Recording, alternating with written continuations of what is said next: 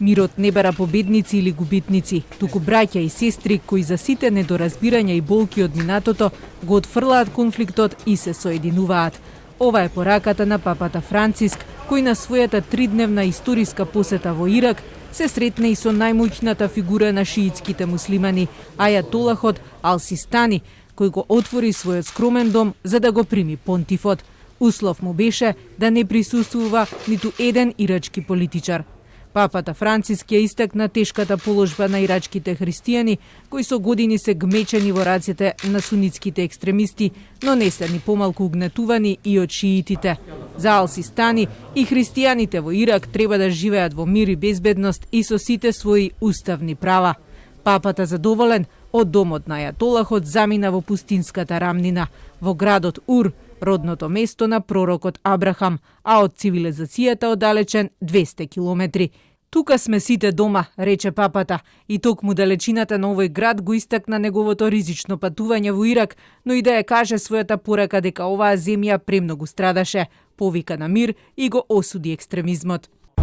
Ostilità, estremismo e violenza non nascono da un animo religioso, sono tradimenti della religione.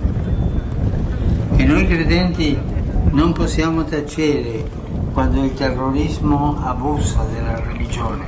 Пред археолошките ископини на 4000 години стариот град, папата разговараше со муслиманските, христијанските и језуитските лидери.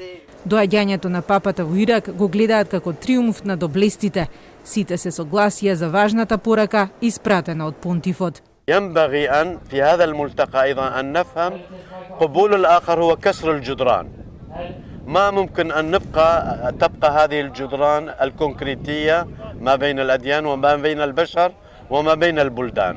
هذا هي رسالة المهمة اللي يحملها البابا فرانسيس ما بين العالم المسيحي والعالم الإسلامي لكي تتلاقح الأفكار ويكون كل واحد قريب من الآخر، يقرأ الآخر قراءة صحيحة دقيقة.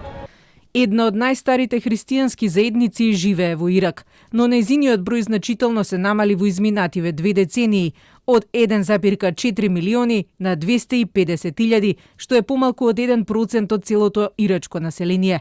Многумина избегаа од насилството што се рашири низ земјата по американската инвазија во 2003-та, која го собори Садам Хусеин.